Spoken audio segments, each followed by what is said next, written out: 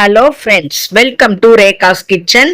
இன்னைக்கு நம்ம ரொம்ப டேஸ்டா சூப்பரா கோதுமை அடை எப்படி செய்யறதுன்னு பார்க்கலாம். அதுக்கு ஃபர்ஸ்ட் நான் ஒரு பாத்திரம் எடுத்திருக்கேன். அதுல 1 கப் அளவு கோதுமை ஆட் பண்ணிருக்கேன். அது கூட 1/4 டீஸ்பூன் சோம்பு ஆட் பண்ணிருக்கேன். 1 பச்சை மிளகாய் ஆட் பண்ணிருக்கேங்க. 1 கொத்து கொத்தமல்லி தழை, 1 கொத்து கருவேப்பிலை ஆட் பண்ணிருக்கேன். 2 பெரிய சைஸ் வெங்காயம் அதையும் நான் ஆட் பண்ணிருக்கேன். உப்பு தேவையான அளவு ஆட் பண்ணியாச்சுங்க. காரத்தூள் 1 டீஸ்பூன் ஆட் பண்ணிருக்கேன். இப்ப நம்ம எல்லாத்தையுமே நல்லா பிசைஞ்சு விட்டுக்கலாம். ஒரு தடவை நல்லா பிசைஞ்சு விட்டுட்டு தேவையான அளவு நம்ம தண்ணி ஆட் பண்ணிக்கலாங்க.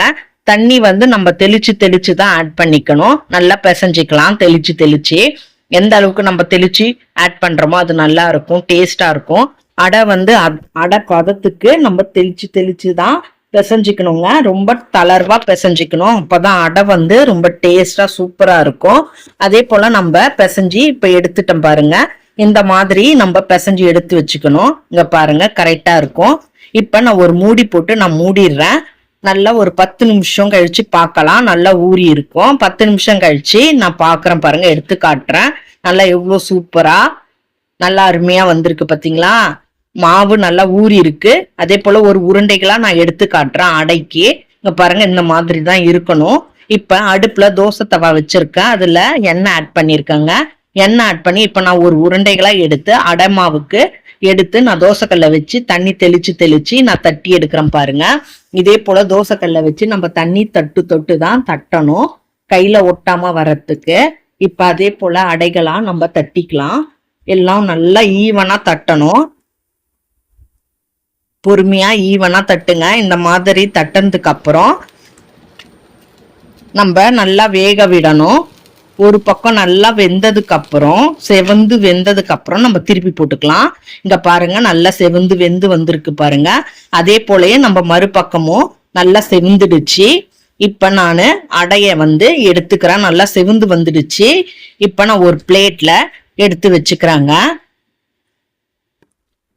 அவ்வளவுதான், நான் பிளேட்ல எடுத்து வச்சுட்டேன்.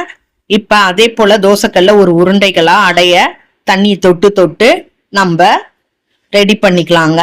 நான் ஒன்னொன்னா தான் ரெடி பண்றேன். இப்ப 2வது நான் ரெடி பண்ணிட்டு இருக்கேன். அதே போல தட்டி நல்லா ஈவனா அடை பதத்துக்கு நம்ம தட்டிக்கணும். மொத்தமா தான் தட்டணும், ஆனா ஈவனா இருக்கணும். பாக்குறதுக்கு கொஞ்சோண்டு எண்ணெய் ஆட் பண்ணிக்கலாம். வேகறதுக்கு எண்ணெய் நல்லா ஆட் பண்ணிட்டு நல்லா ஒரு பக்கம் வெந்ததுக்கு அப்புறம் நம்ம திருப்பி போட்டுக்கலாம். இங்க பாருங்க செவந்து வந்துடுச்சு பாத்தீங்களா. அதே போல மறுபக்கமும் நல்லா செவந்து வந்துடுச்சு. நான் இப்ப எடுத்துட்டேன். நான் ஒரு பிளேட்லயும் உங்களுக்கு மாத்தி காட்டுறேன் பாருங்க எவ்வளவு சூப்பரா இருக்குன்ட்டு.